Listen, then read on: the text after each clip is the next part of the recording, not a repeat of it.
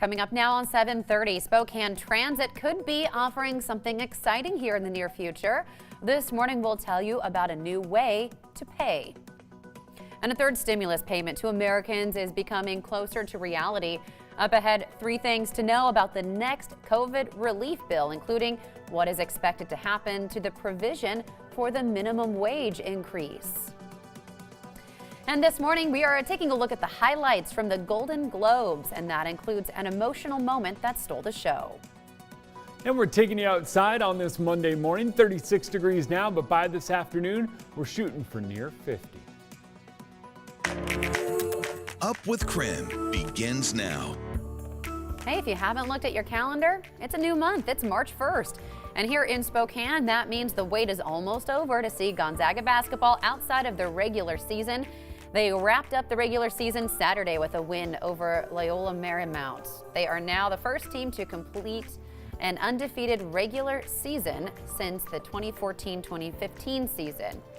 Now, if you want a breakdown of what we know about this year's March Madness, you can text NCAA to 509-448-2000.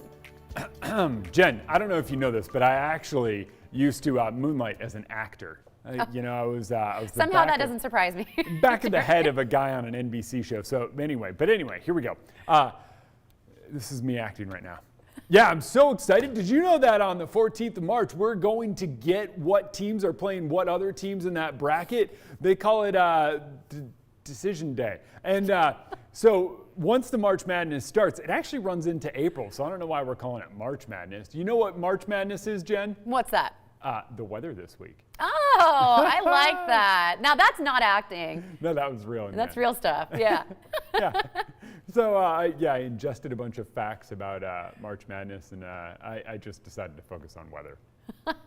Well, hey, it's really a good week to be focusing on weather. You have some good news to tell us. Yeah, after all those days where I was telling you about the weather and I was going, please don't shoot the messenger, I am just the guy telling you what's to come. I've got great news. Now you can blame me for this, because this morning we're starting out with temperatures about 10 degrees above where they should be this time of year, about. And then across the region, that's pretty much the case. Coeur d'Alene, you're pretty close to where you should be this time of year, but we do have a lot of warmth hanging out in the inland northwest. And if you like warm weather, I've got great news for you. We've got a few clouds early on to start the day, but if you look around, you might see some blue sky. It is there. You got to look to find it, but I promise it is there. And later on today, that's going to kind of be the case. Clouds, but if you look around, there will be blue sky, and at times, the sun will shine down through those breaks in the clouds and really warm us up. You're going, oh, really? Yeah, really. Watch this. We go from the mid-30s this morning up to near 50 degrees later on today. I really think we do hit that, and it is the start of a very warm week of weather. Believe it or not, Jen, the March Madness of this week's weather, well, we stay dry, but we get even warmer in the days to come. Oh, yes. I'm looking forward to the end of this work week, Jeremy. Oh, yeah, me too. Well, this morning, though, before we get to that, we do need to check on our mountain passes. Still seeing a lot of snow. This morning, let's take a live look at Snoqualmie Pass. Now that it's a little bit lighter, we can get a good look at the road. Right now, there are no restrictions in place. However, Stevens Pass will be closed at 9 for avalanche work. The highway will be closed in both directions from milepost 58 at Scenic to milepost 80, which is about 20 miles west of Leavenworth. Of course, we'll keep checking on that throughout the morning so you can plan accordingly. Today, Alaska Airlines will return the Boeing 737 MAX jet to service. Experts certified the plane in November after being grounded for 20 months. Alaska Airlines spent 5 weeks training pilots and other employees, and it will add a second MAX to its fleet later this month. The plane's fuel efficiency is the selling point for airlines. And that's especially important right now because of the pandemic. If the airlines can reduce their costs, operating costs by 15 or 16%, that's huge. Now, Alaska does plan to buy a total of 68 jets in the next 4 years. This morning, a third COVID-19 relief bill is one step closer to becoming reality.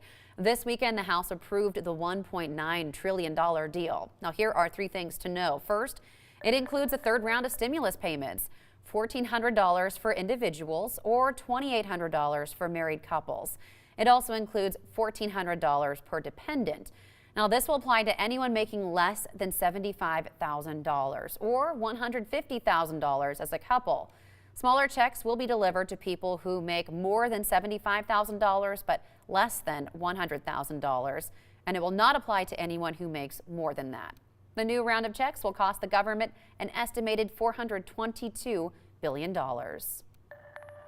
Second, most taxpayers can reduce their federal income tax bill by up to $2,000 per child.